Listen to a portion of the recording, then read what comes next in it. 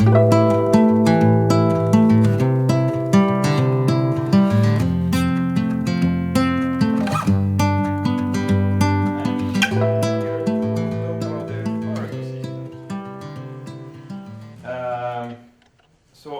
there was a time when I was the young here, so now I am actually reaching the seniors. So and I see a lot of young people there that don't know me, so I prepared a slide to present myself really quickly.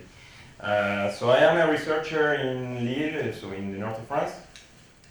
I collaborate with the Pharo community since 2010, so it's a long way already. When I looked at that number, I said, whoa. So now I'm working a lot on compilers, testing, test generation. I'm interested in other stuff, so technological or not, so Japanese board games. So come talk to me, I don't bite. So, now, this talk was to talk about Pharo actually. It was kind of the update talk, so what's going on with Pharo X, Pharo XI and stuff like that. That is not the kind of talk that I used to give. I don't like those kind of talks in general, not even myself doing it. So. But okay, so I'm going to try to do that by doing it also in a different way. So I wanted to start with story, and actually since I contributed to Pharo 12 years ago for the first time, so I wanted to talk about that story, how that happened, that I actually got into the community. So I don't know if somebody here, maybe not the young ones, but remembers Carl and Herman. So once, a Saturday in 2010, they told me, Guille, you should come this afternoon. There is this guy that is doing a Pharo sprint at his home. I said, what is a Pharo sprint? And they told me, yeah, I know, you should come. There are cookies, there is soda, there is coffee, and you code. I said, okay, why not? Yeah. So I went there. There were cookies, there was soda, there was coffee also, and I sit with my computer and I didn't code. I actually was staring the issue tracker the whole afternoon. What I did is, okay, at the time we used Google Code. Now Google Code is not there anymore. I couldn't even take a screenshot of that. But okay, so this is the new issue tracker, the fancy one that is not so fancy from GitHub, but it's kind of the same. So I went there, I clicked one issue, and I said, okay, no, this one is too difficult, I don't understand it. And then I went to another one, and I said, this one, okay, I understand what it wants, I see the issue, but I cannot fix it, it's too complicated. And I went to another one, and yeah, okay, the issue, I cannot reproduce it, so maybe there's something else that is missing, so okay, this is too complicated. So it was kind of like that all the afternoon. I went home, and I stayed until 3 in the morning trying to do something there. So that's me. I don't expect anybody else to do the same thing as me, but I kind of, so I will say it in Spanish, so I was really manija. So I invite the local ones to explain the Argentinian slang to the foreigners. But okay, so I stayed until 3 in the morning until I got something. A really small little thing. Actually, I did a refactor that even now I would say that it was not a good refactor. But it doesn't matter. I did something, and then I think that the next day or the day after, there was an email from Stefan Lucas that said that's where he sent the update, and he integrated my fix to this thing. So actually, Pharo was something that it was really far away from me at the time. And then my name was there in the email with some other names like Alain Plantec, I imagine that is, Laurent Lafont, Igor Stasenko, I don't know. So those are names that, there are a lot of names that actually are not there anymore. People come and go, that's the thing that happens in an open source community. But the funny thing is that I found this mail yesterday when I was in the bus. It was the 24th of May of 2010, so it was 2010. And it was Pharo 1.1, so, and now we are in Pharo X. And a long way has gone since then. A lot of people, I've seen a lot of people, I even interacted with a lot of people that I never met, that it's not there anymore. Maybe they came and they left, and I don't know. There are a lot of crazy stuff that happens. So if I had to give in 2 minutes a highlight of Pharo X, I would first say this. So we have a lot of bug fixes and improvements that happen, and those were part of, actually they were community driven. Yeah. So we have more than 1,000 pull requests and issues closed, and we have 85 different contributors. So those are the ones that we can track from the commits. But there's people that is contributing, doing something that not necessarily is doing a commit. So if you're writing documentation, sending emails, participating, answering questions in Discord, or even asking them, so those are contributors that we cannot keep track because it's complicated. But the thing is that this 85, which is to me the important thing here, is those are kind of 85 happy faces that did something. So I don't know, maybe some of them, they are newbies, or they are somebody that just got there for the first time, and they felt the same excitement that I had when I did it for the first time. So thanks to everybody thanks for actually the invitation here, and thanks for the time and listening to me, but thanks also to everybody there that actually made Pharo possible. We wouldn't be here, I wouldn't be here without them. So I will come back a bit later to this, but right now I have to talk about Pharo IX, because we had 2 years of pandemic, and there was no update on Pharo IX, so I have 2 slides for that. I will give you a couple of updates and highlights. In Pharo IX, it's already, it came out in 2021. Yeah, we're in 2022. And so we have a new spec UI framework, so it was completely redesigned. It's called Spec 2, so the code name is Spec 2. We have a new generation of tools, a new debugger, a new playground, a new inspector. We have a new completion framework that uses composable heuristics. We have also general speedups, full blocks. We have a lot of work on refactorings. We have improved the parser a lot to handle better syntax errors. We have also introduced comments in microdam format, so it's a kind of a markdown, so it's a subset of markdown, but now we can have actually we can format and see nice comments. There have been a lot of changes in the FFI, so we have also the thread FFI, asynchronous callbacks and stuff like that. We have an idle VM, so all the code that was handling the windowing systems and the events, so it was moved to the image, so using just FFI. The VM is much more cleaner and linear, and it's right to the point. The VM is there to interpret, compile, optimize, and execute code, and not to do other stuff. And one of the big things that we did was the implementation of the ARM 64-bit sheet. So it was there for Pharo IX. The first version that was actually working was, Pablo was telling me, December 2020. So it's already, it's more than 2 years. No, it will be 2 years. So that is Pharo IX. If I have to choose 10 things to say, those are kind of the 10 things. And now, what about Pharo X?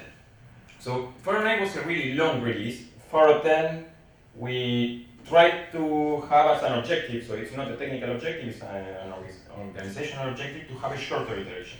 Actually, Pharo X came out at the beginning of the year, so it was a 1-year iteration instead of the 2 years iteration that we had for Pharo IX. So we did a lot of improvements on our way of working, what is our definition of something that is ready, when a feature is actually ready to be there. We did a lot of things that cut the fat. Yeah, that is why it's involved. So we cut stuff, cut. Yeah. Now the thing that we remove stuff. Of course, the challenge when you remove stuff is how do you remove stuff and keep the same functionality? How do you keep backwards compatibility also?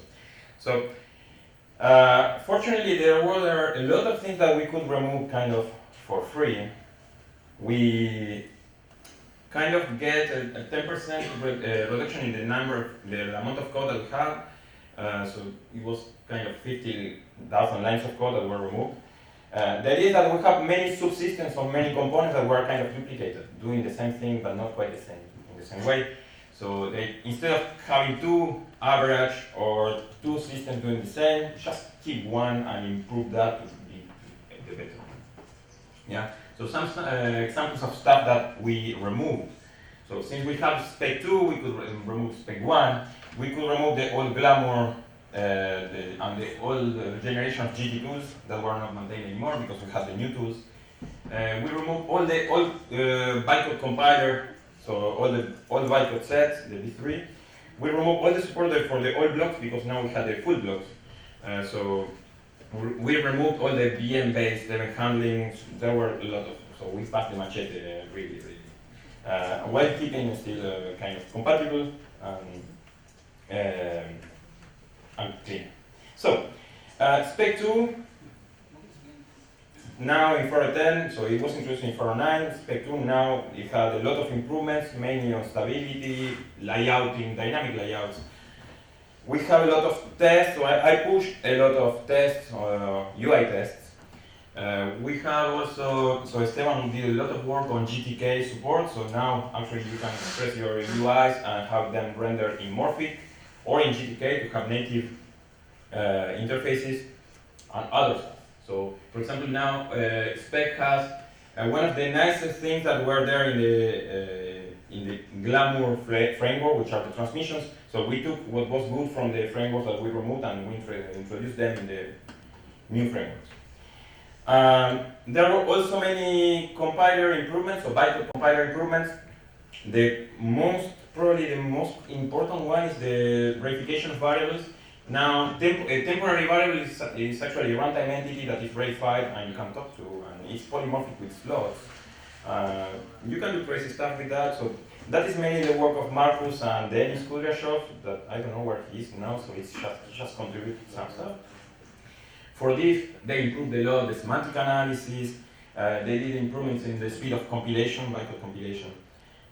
There was also a lot of work on refactorings. So I will not go over this list. There were a lot of new refactorings. Some of them they were there and they were not exposed in the UI, so we exposed them.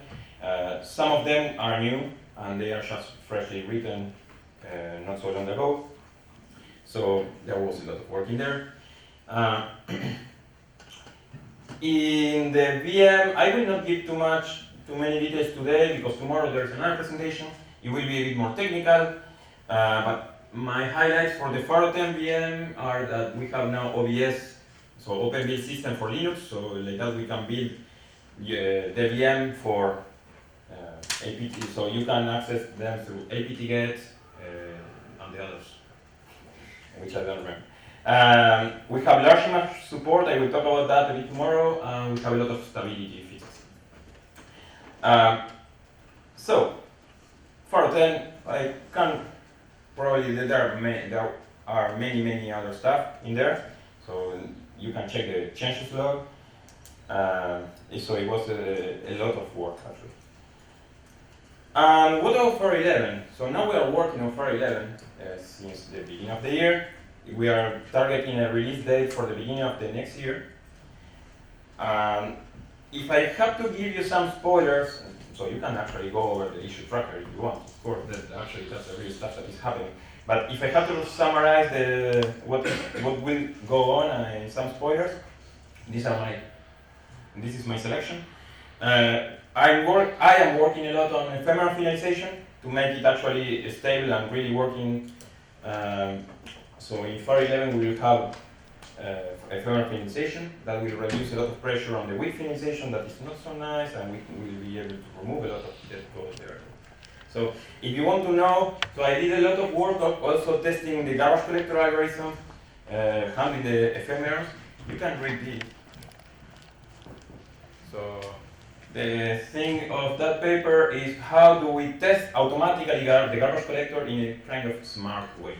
Yeah. There will be clean blocks in many places of the system. So what is a clean block? It's a block closure that doesn't have references to the outer context. So what does it mean? So the closure only depends on the arguments, And then that means that you can instantiate it once at compile time, for example, and reuse it over many executions. So that allows to actually not do the instantiation of the closure and the verification of the stack on every closure activation or every closure creation, which actually improves performance a lot. Marcus is working on that. There's only some little details missing regarding fuel, serializing the clean blocks, so, but that will arrive. We are also working on multi-windowing support. The idea is to have so there's people that is working on a new generation of tooling, but in the meanwhile, the question is how do we give people something that is better while we wait for the much better? Yeah. So that is, we can take the morphic windows that we have right now and take them out in a native window, and like that you can, for example, already use all the support that you have in the operating system. You can use your multiple screens if you have, so many of us probably work with multiple screens, and you can put one Calypso, so the browser in one screen and then inspectors in another one. But the idea of the multi-windows is not use only native widgets, but also morphic stuff in there. And eventually, when block is there, we will put block. We are also working a lot of HDPI, so this is something that is probably a recurrent thing, so it's super important, especially with the new kind of hardware that we have. Carolina and Pablo, they were working a lot on that. If I recall correctly, there are three things that they are working on. So the fonts are already, so when you are doing HDPI, one of the things is how do you choose the correct font of the correct size so it doesn't look pixelated, and you don't have to scale the font. You don't want to scale the fonts, you want to use the right one. So that work is already done.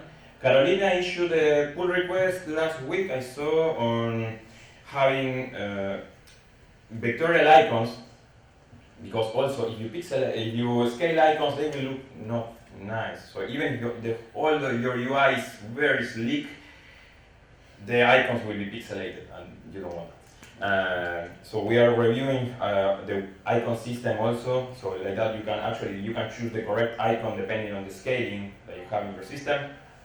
And they are working a lot on a new kind of rendering system that uses a tree. I don't remember the name now, but the point is that they are working also on the performance of the rendering. There is also a lot of work on tooling, refactorings, the UI and stuff like that. And Christophe, so that is Esteban, and Christophe is working on the package manager. The idea is for Pharo 11 to have a preview of a new package manager for Pharo. So, of course, these are kind of the big points. There are many other things that are happening there, which are actually community driven. Yeah. And when I talk about community, it's not just some random guy that happened and made a pull request that comes from the void. So there are many aspects. So the community is not just the individuals, it's not just the company. So actually, it's a combination of everybody there.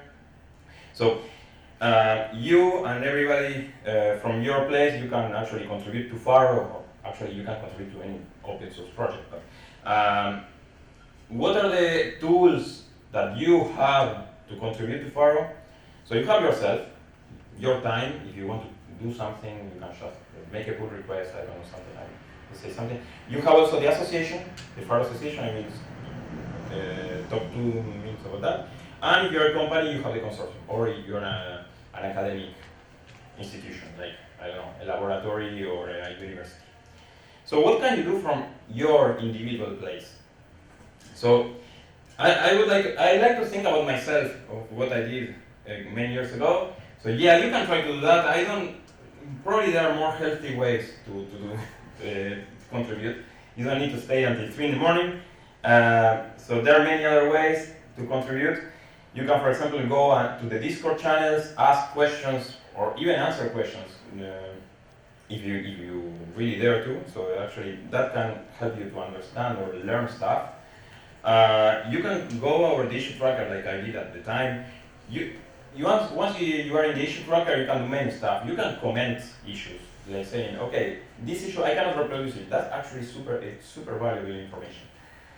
You can also try to say, maybe this fixes it, or you can ask questions, how do I fix it? You can ask somebody in the community where to go to, so how can you be guided towards the place where the fix could be? Yeah, because there's a lot of people that have much more experience there that can help you in fixing stuff. So the issue tracker is kind of, you can also, please, I heard a lot of people here around that say, no, but because I found this glitch in Pharo, the colors are not good for the color blend. Yes, I said, yes, there are bugs, there are issues. Please open an issue. That is also just write it. Bad English, I don't care. So my English is not the best one either, so it doesn't matter. What actually matters is that actually we understand each other and then we can actually collaborate and do something fun. Or you can actually help fixing bugs. That is probably the most engaging activity. It takes much more time than the other ones, but it's also the more fun because it will actually take you to learn a lot of stuff. So actually I'm here, I learned a lot thanks to the community. If I didn't do my first contribution in 2010, I wouldn't be here. I would be somewhere probably coding in C#, I don't know, for banks. So I don't know. It's not necessarily bad, but it's not what I wanted. So I wanted to learn stuff. I wanted to learn about compilers, Git, data structures, optimizations, graphics, UI. So actually here, Pharo is big enough so you can actually contribute and get your hands dirty on something and get help and learn something that will help you grow in different ways than other kind of places. So, and you can do both also, it depends. So you can actually work in a company and contribute and learn crazy stuff while you have a normal job. So contributing to Pharo is kind of easy. So actually one of the moves that we did in the last years is to move to Git. That caused a lot of problems because we had a lot of people that were used to Monticello and stuff like that. Moving to Git actually meant that we lost a lot of people and we won a lot of new people. Yeah, because students in the university, they learn Git. So actually that kind of lowers the entry barrier for newcomers, but we have a higher entry barrier for older people. So it's a trade-off. Being in Git and GitHub particularly also has improves the visibility of the project. So that was the decision taken at the time. If you want to actually collaborate or do something, so this is my executive summary. So you have to fork the project, you clone, you branch. So you create your feature branch, you commit, then you do push to your fork, and then you do pull request. So this is kind of the typical Git workflow. If you want help, I am here today and tomorrow. You can send me an email. I am much more responsive by email than by Discord. So, but also you can ask me if you want to check it out. So contributing to Pharo is actually easy. The important point is that you will improve Pharo, but at the same time, I believe that Pharo can improve you in some way. So you will learn a lot of stuff. You will meet people. You will make a lot of friends. You can also build networks, so you can think about how this can help you. This can help you actually to get jobs. So, because if there's a free side effect of having, so interacting actually with an open source community, that actually you have a kind of a portfolio of what you have done in the latest years. Companies can actually check the portfolio, check what were your contributions, what you did, so that gives you visibility. If this is too much engagement from a temporal point of view, so you have to engage hours on this. Another way that you can contribute as an individual is through the consortium, not association, consortium later. What the association does, it's mainly it's an association, it's a user association, and it helps covering expenses of the project. Yeah, domain registration, hosting, file servers. It helps also with the organization of Pharo days and stuff like that. So this is where the money goes. It's not a for-profit organization. It doesn't make money aside to do something else. It's just actually to help the project move on and move forward. So you can contribute financially, putting some money to this. Since the association is in France, it's located legally in France. The contributions are stated in euros, so you can go to association.pharo.org and you can check it out. But basically, so if you are putting 20, 40, 50, I don't know, euros, the money is going to do some administrative stuff for the Pharo community. If you're a company, you can have a bigger probably impact, but well, yeah, actually there's not small contribution, but you can have help the Pharo community to help you in your business through the consortium. The consortium, the main objective is to help support the Pharo development. Right now, for example, so companies contribute financially to it, and that is actually helping right now to hire 2 permanent engineers. So Esteban and Pablo are being paid by the consortium. So again, this is not a for-profit organization. The money is actually used to pay salaries, which actually are used so far. Pablo and Esteban, they are doing stuff to improve Pharo, so you can improve your projects and do more stuff yourself. There's also the possibility to do bilateral contracts, so you can make contracts with consortium to direct some development towards some particular place. The cases, for example, were lately Lifeware and Schmidt Bureau that make some contract with the Pharo Consortium to improve the GTK bindings or the garbage collector and the large image support. The key point here is that every bilateral contract done with the consortium is money that is going to be injected into Pharo. So every line of code that Pablo and Esteban is doing for sometimes a company, and even if we hire somebody else, they are being used to produce open source code that will be available for the entire community. So we don't send people to work the company services. Of course, so if you want to participate on the consortium, you can check consortium.pharo.org. There are different fees depending on how you want to collaborate. If you're an academic institution, a university, laboratories within a larger institution, it is for free. Actually, what will happen is that we will put your logo into the consortium site, and the consortium, like that, people can see, look, these are all the logos, this is all the people that support the Pharo project. So this is not a toy project. And at the same, so like that you can use for credibility for your own stuff. So you can show, look, I use this thing and this thing is for real. It's not just me, it's not a toy thing. And at the same time, it can help the consortium to get funding on other places to pay more engineers and to help, again, the Pharo development. So it's an important thing. So INRIA puts a lot of money. So most of the time when the consortium money doesn't, when we cannot pay a full salary by using the consortium money, INRIA, seeing those numbers, actually puts the rest.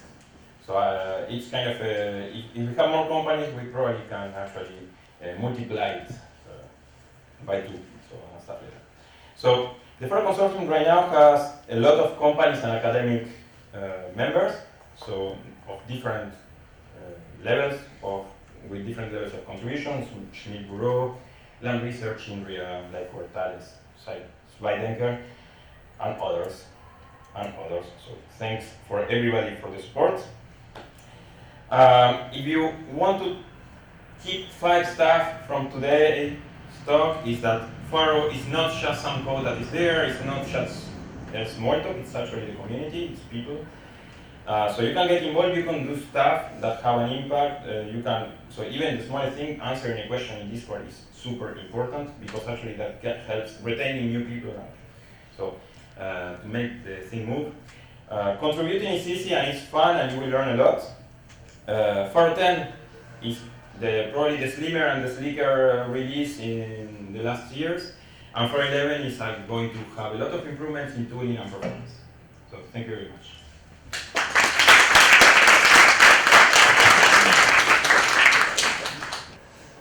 Hello.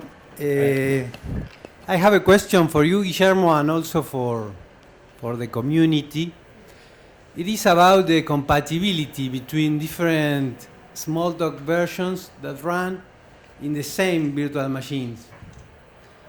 For me, it is hard sometimes to use something made in Pharo, in Quiz University, which is the Smalltalk I use in my project. And sometimes this lack of compatibility, it is in the basics domains, such as strings, characters, etc. I ask you, but also for the rest, maybe we should do some sort of unification of certain models, basic models like numbers, strings, characters, etc. So we can port more easily different projects from different Smalltalks. What do you think? There is already an effort towards that is called Greece. I don't know if you know it. I don't know if Greece works on Quiz, maybe yes. I tried So to port it. You porting Greece to Quiz? Yes. Okay. So actually Greece tries to solve that problem.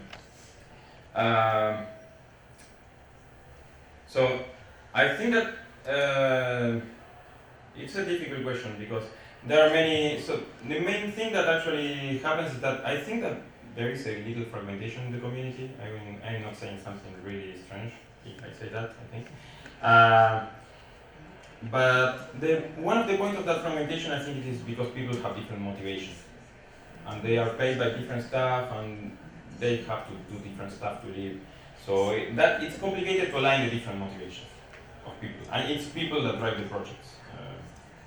Now, regarding the more technical stuff, so if you have kind of a minimal, a common denominator, so we can try to agree, for example, it's simpler to agree on simple stuff and small APIs than in larger things. Yeah? So because we can discuss, okay, these are the 10 methods that we want, or these 10 methods we want in common in collections, I don't know. And then the rest is free, I don't know. In Pharo now, what we're trying to push also is a mechanism for kind of standardization, like the PEPs in Python. The idea is to have the FEPs. I didn't have a slide for that, but the point is that, okay, can we actually somehow formalize the process of decision of what goes inside and why, and people can write a FEP, and then we can discuss it. So that is probably the mechanism that we would like to try. Because I am not the decision taker, I'm a researcher, so I contribute to the community, I am part of the board of Pharo, but at the end, I can press the green button, but I try to have a consensus too. So, I don't know.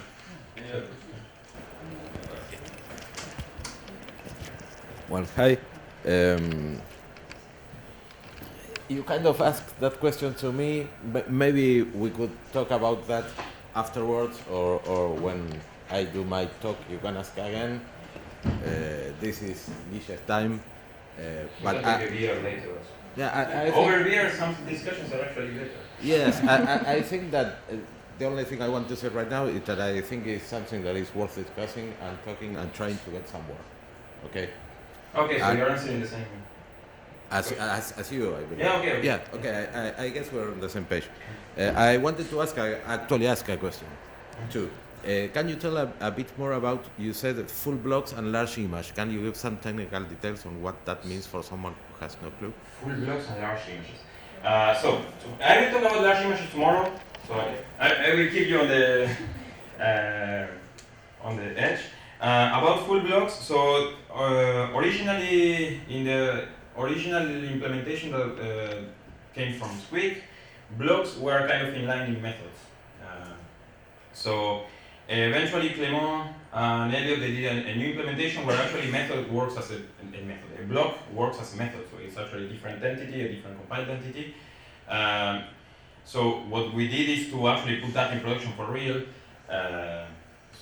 So that allowed us to remove all the old code that in the JIT compiler that was super creepy, managed the compilation of block closures. But so from the user point of view, nothing changes. So introducing full blocks is actually just a simplification on the model. Maybe there are some little speed ups here and there that happen. Yeah, so putting it to production had some, so required some changes to the debugger and stuff like that. Is it the Sista? It's part of the Sista bytecode set.